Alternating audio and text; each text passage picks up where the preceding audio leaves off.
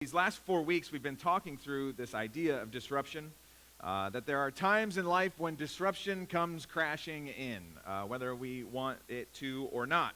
And we've been thinking through what happens in times like that. What does it mean to walk with God in those seasons? What does it mean to find rest in God in those seasons? Where is God during those seasons? How do we mourn what was lost? How do we face our realities and still retain hope for a positive future?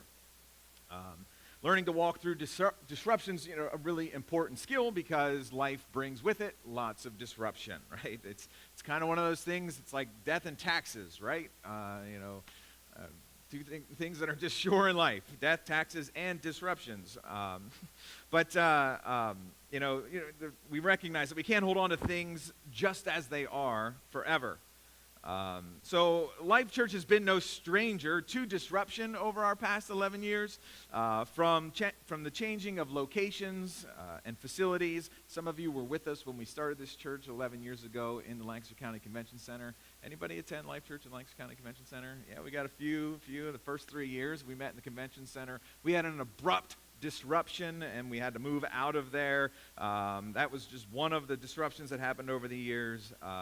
We've had some changes in staff over time, also some changing theological convictions. Some of you who've been with us more recently know some of that, because about 2 years ago, we announced our change to become a fully inclusive community to the LGBTQ people amongst us, and that brought with it a little disruption. And so it was the right kind of disruption, but disruption nonetheless.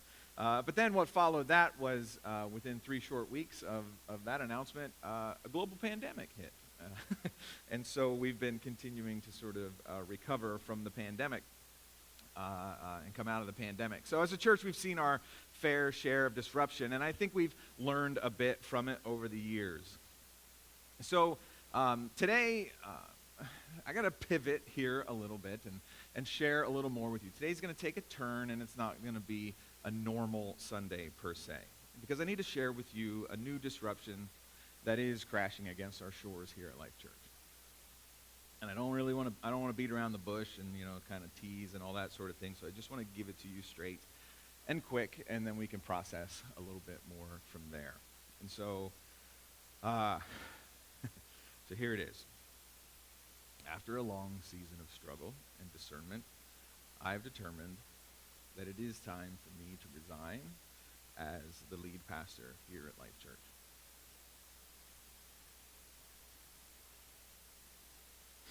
Deep breath. I'm proud of Life Church. I'm proud of who we are. I'm thankful for those of you who have journeyed with us. But I have recognized that I am tired and a bit worn down for many reasons. And I think that while I love this church and the work we've accomplished together, I can't continue to lead well as a lead pastor.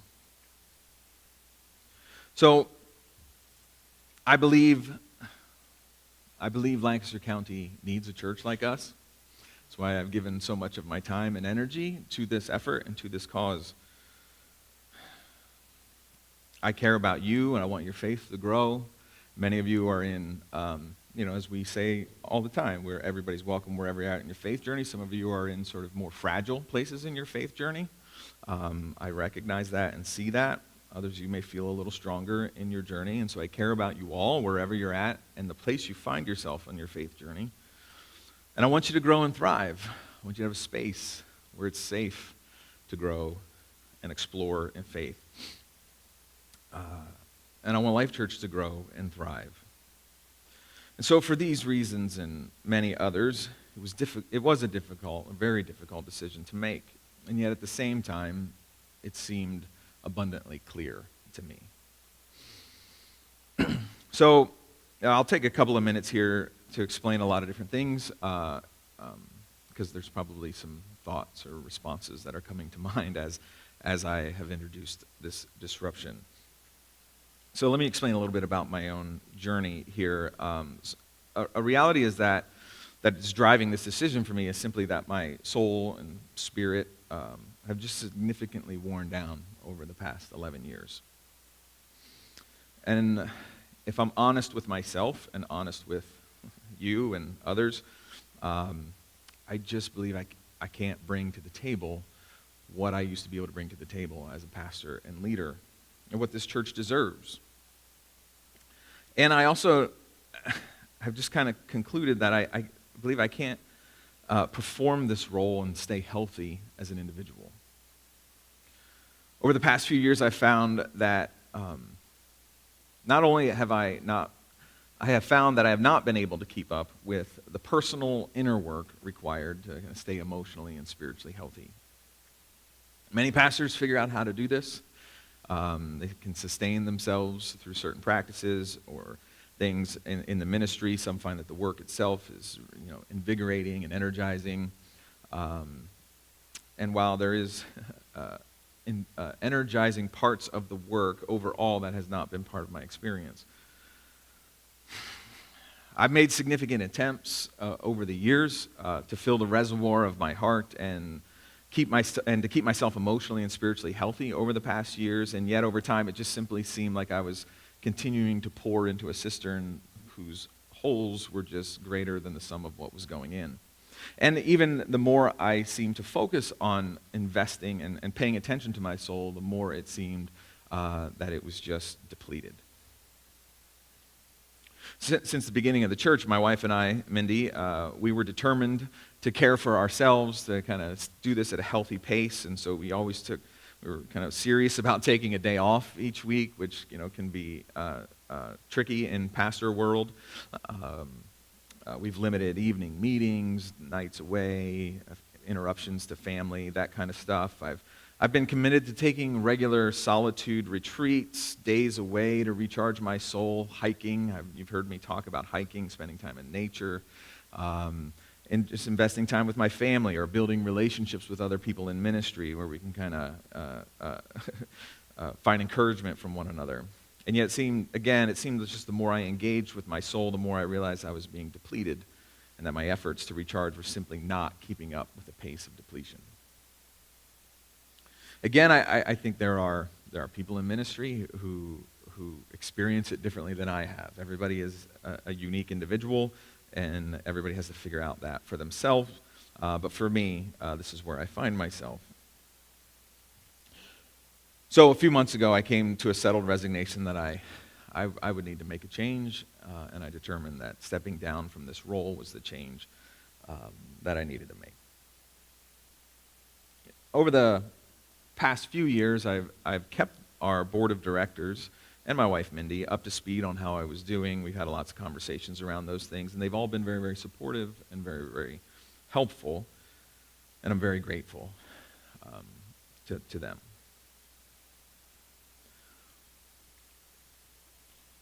So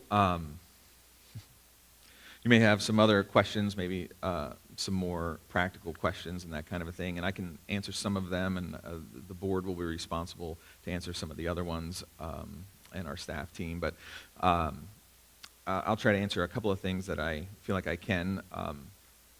So Mindy and I have been meeting with the board for several weeks, and we've already logged many hours of conversation and planning, all working to lay some groundwork for this transition. Our staff team is strong, and they are equipped to lead us and to care for you through this liminal season, through this transition. I have full confidence that they will be able to serve you, to care for you, to lead our ministries, and to care for the needs of the church during this season. And so while I am announcing my resignation today, and today is not my final Sunday, I will continue to serve here at Life Church until Sunday, November 14th. So that's about 5 more weeks where I'll be hanging out with y'all. Next week, I'm going to pick back up on our Disrupted series for a normal service experience and have a message for you to kind of close out our Disrupted series, which I think the message will be helpful to us in this journey. So I encourage you to if you're in town, to come on out and engage with us next week. After that, I have a friend of mine and professor at Lancaster Seminary, Dr. Greg Carey. He will be here to give a message for us. So I'm really excited about that. I will be here that Sunday. He will just be the one speaking and sharing with us. And then there will be 3 weeks after that where I'll be putting together some final thoughts to share with you all during those weeks. But then after November 14th, I will no longer be attending here at Life Church, and I will be fully stepping back from the ministry and getting a job in the marketplace, like many of you. One question that I'm sure is running through many of your minds is, what about Mindy? Mindy will continue to work here and serve in the role that she's serving in. But she will also take on some additional responsibilities during this season. She loves what she's doing. She wants to stay, but some of the additional things that she'll be doing is leading the staff team. We meet weekly as a staff team. We have some great discussions, and she will be leading those and leading the staff, and she'll be meeting some of the pastoral needs of our church community. But in this liminal season, this transition season, it will be necessary for me and for the church, ultimately, that I step completely aside, step completely out of this context and out of engagement with our community, at least until some new normal has been navigated to. And that brings up another point. So Life Church will be diligently searching for a new full-time pastor to lead the church into a new season of ministry. Our board of directors, which consists currently of Ashlyn Hollinger and Corey Shank, they'll be communicating to you about that soon and kind of keeping you posted on what's going on there.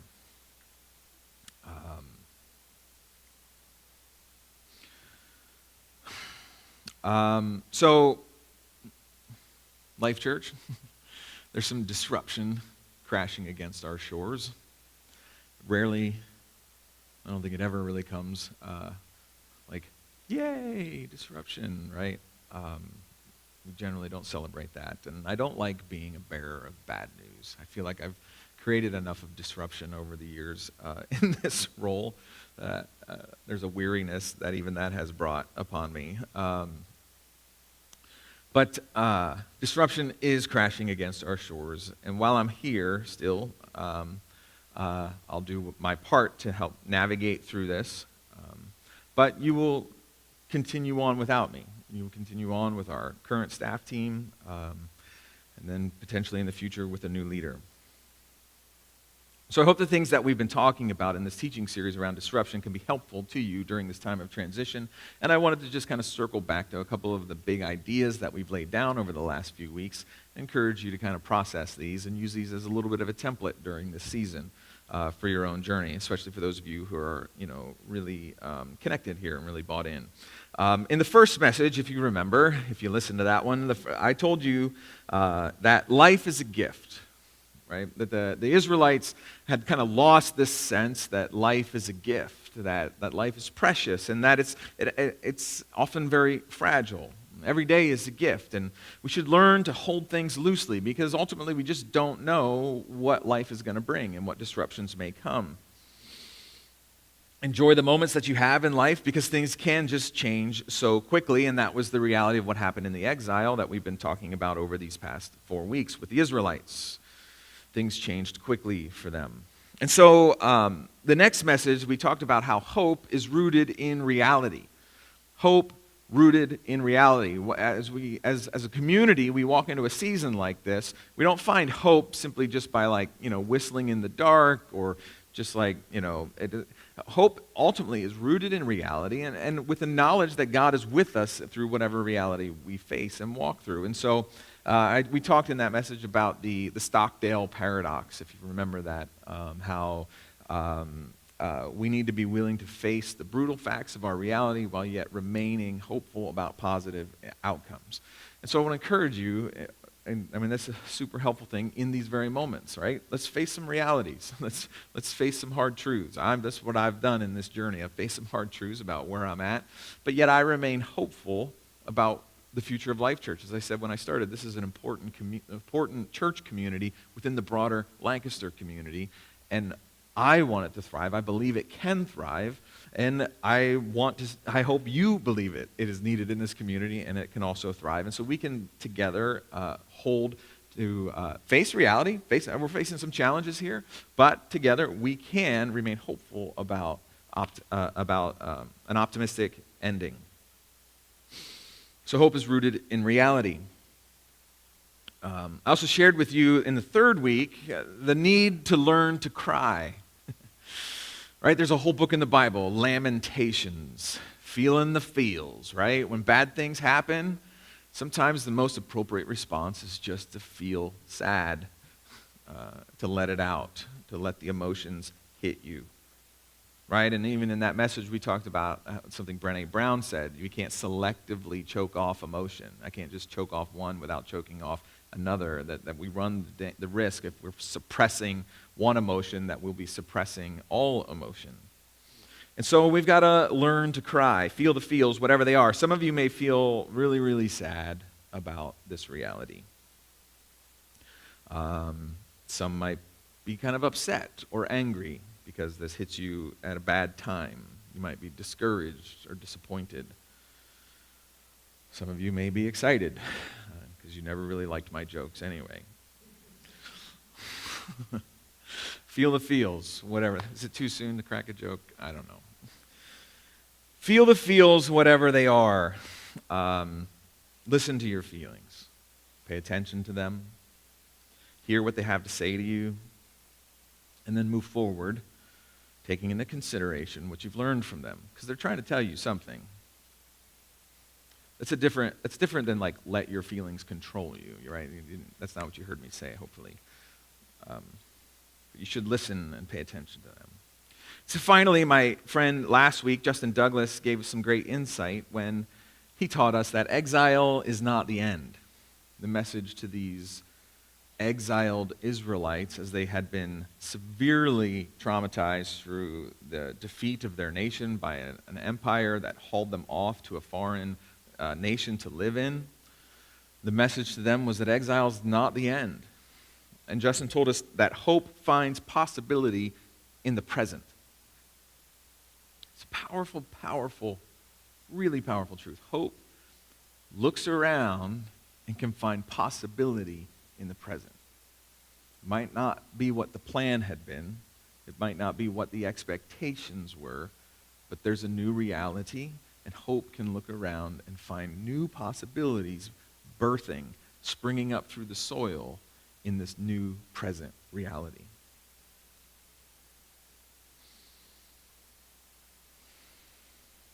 God told the Israelites when they were captives in this foreign land, he said, look around. You're going to be here for a while. Right? If you remember the conversation, one prophet was saying 2 years and we're done, and another prophet was saying, nope, this is going to be 70 years. So God was saying to them, look around, you're going to be here for a while, so build houses, plant gardens, have some kids, have some grandkids, drop anchor in the town that you're in. There's a little phrase, when I was thinking about planting gardens, there's a little phrase that my wife loves flowers, and I found this at one point and shared it with her. He who plants flowers, it goes something like this. This is off the cuff. He who plants flowers hopes in tomorrow. Right? Believes in the future. As you plant a flower, it's not for today, it's for another day. Hope finds possibility in the present. And so God tells the Israelites, drop anchor, plant gardens, build houses. And he says this because if the city that you're in, if you help that city prosper, you will prosper because you're part of that city. So I want to say a similar thing to this community, right? Find possibility in the present. My season of leadership is coming to a close, but this community is a lot bigger than Pastor Jason, right? We have a qualified, robust, energetic, and enthusiastic staff team, and I invite you to follow their leadership. It's a season to lean in, to imagine and invest. Because if this community prospers, you will also prosper, right? We can prosper together as we invest together and lean in. So invest, I want to encourage you to plant your gardens.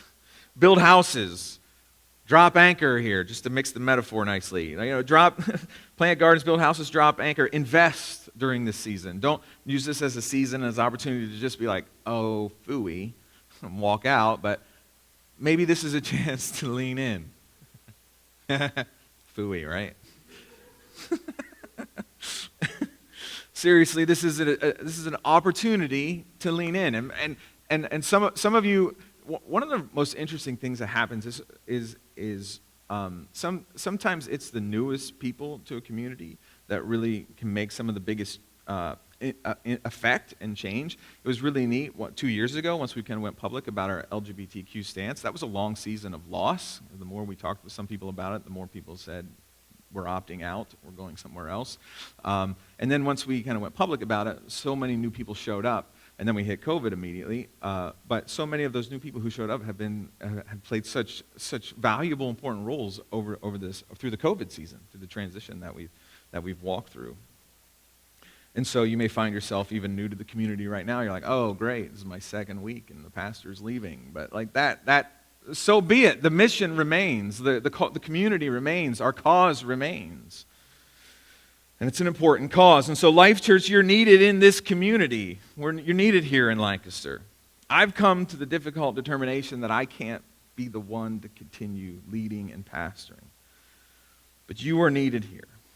And I believe God will be with you through this season and into the next season, whatever that looks like. And I believe that this can be a very fruitful season. I said this even back when COVID started. Liminal space, transitional space. Things can be learned. Growth can happen. That happens nowhere else in life.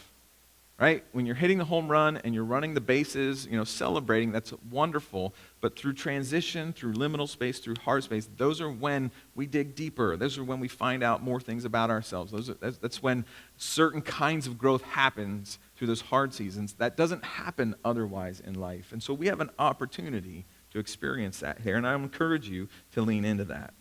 I think it can be a very fruitful season. And I want you to pray for the staff team who will be leading and caring for you all during this season. It's a change. It's going to be a shift. There's shifting responsibility. There's more responsibility for some.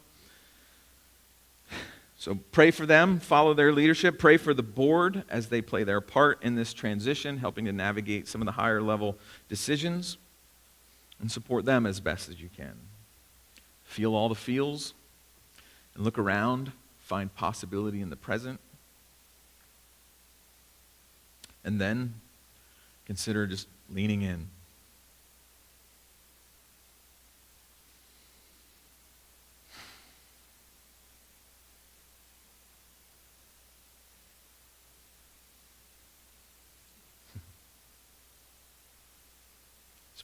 It's been a good ride.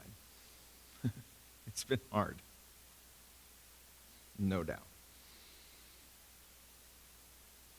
But again, I believe in who we are. I believe in this church and the work we're about and the lives we're affecting and influencing. So thank you for allowing me to serve you as a pastor for these years. And I do believe there's possibility in this new present for all of us. So I think Mr. Hollinger and Mr. Shank are going to come up and share a couple of words as we wrap up. And thus concludes my comments for this morning. Thank you, Scotty.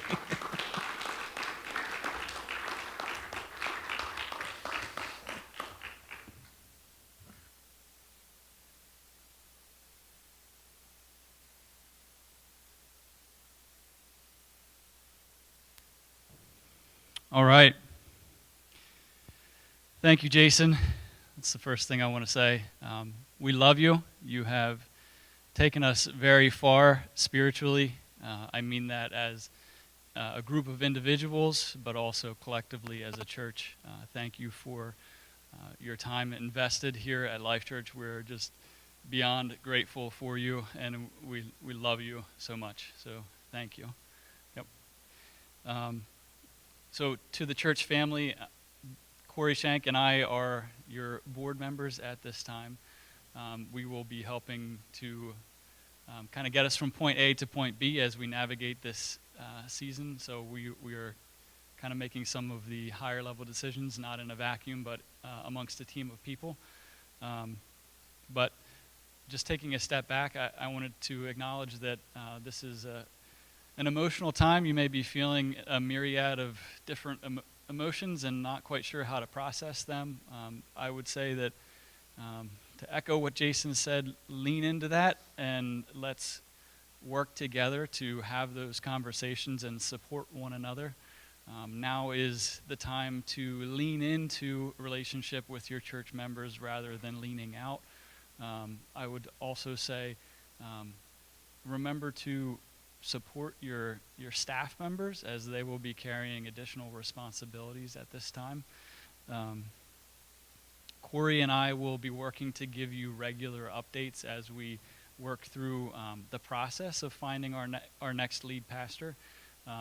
But in addition to Corey and I, as far as asking and answering questions, you can also reach out to Pastor Mindy, and you can reach out to the staff team as well. If you would like to send an email, you can email admin@lifechurchlancaster.org. But we're here to serve. We ask for your prayers as we navigate this season. We will certainly be doing our best, and we really do. We love you, and we love Life Church, and we're truly optimistic for what the future can bring. I think that's what I wanted to say for today. I know that it's a big day, lots going on. I wanted to close this in prayer, so let's pray together. God, we thank you for the work that you've done in our lives. We thank you for giving us Jason and Mindy and their family. Thank you for sustaining them through these 11 years in ministry as we and they have worked to start Life Church and build it up to this point. We felt your hand in this ministry. It's been a privilege to be part of it. And God, we know that you're not done with Life Church. You have great things in store for us for the future. Give us wisdom. We ask you for wisdom and how to make these next steps. We thank you for helping us to lay out the process already. We just ask for extra wisdom as we look toward interviewing candidates and making our selection. So thank you, Jesus, for all that you do for us and for being involved in our lives. It's in your name that we pray. Amen.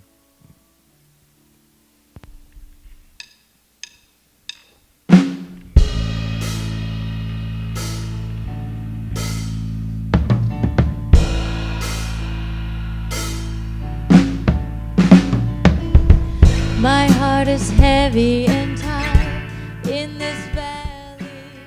Mountains grow higher and higher, but I can't find you. I keep lifting my eyes, I know you're with me.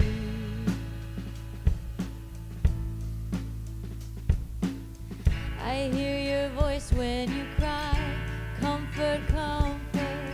Sorrow may last for a night. In the morning, your joy breaks in with the light. I know you're with me.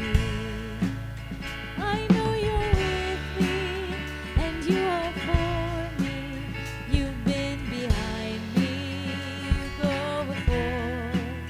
You walk beside me through darkest valleys. I know you are with me.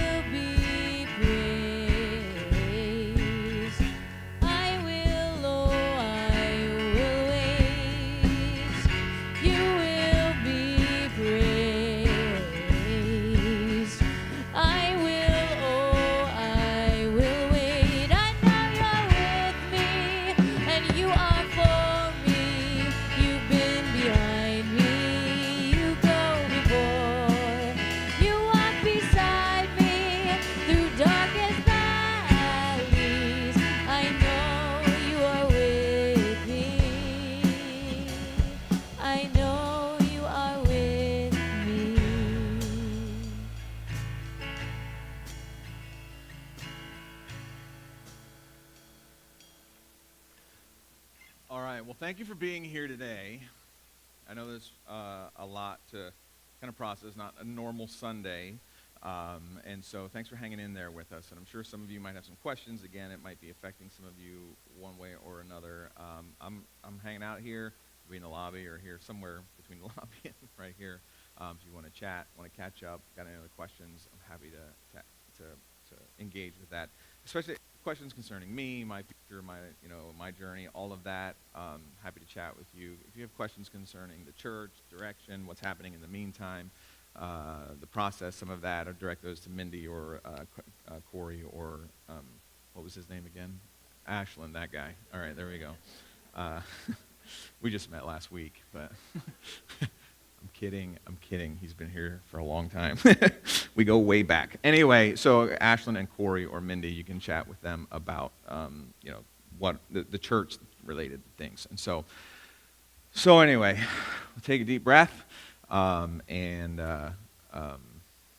just kind of soak it in. Again, I'm happy to kind of process or dialogue. Next week, we'll aim to finish up the Disrupted series. And I'm excited to do that. I want to encourage you, again, in these next few weeks, stay engaged. We're going to have some, we're going to make the best of it. And then you're going to move on and you're going to make the best of that. But, stay engaged with us these next few weeks. And so I'd love to see you back next week. But until then, Godspeed.